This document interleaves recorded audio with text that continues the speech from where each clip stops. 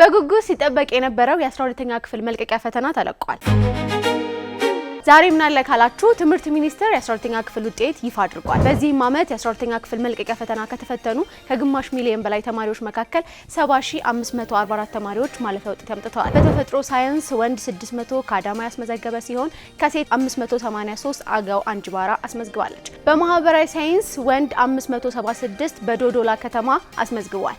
ሴት 569 በአዲስ አበባ ከፍተኛ ውጤት አስመዝግበዋል። በኦንላይን ከተፈተኑ ተማሪዎች 18% በላይ ማለፍ የቻሉ ሲሆን በወረቀት ከተፈተኑ 4.2% አልፈዋል።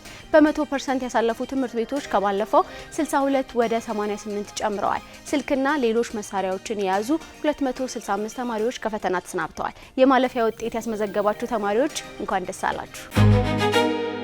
ዛሬ ምሽት ቴሌቪዥናችሁን ኤንቢሲ ላይ ካደረጋችሁ ከሀገር ውስጥና ከውጭ የተወጣጡ ዜናዎችን ያገኛሉ።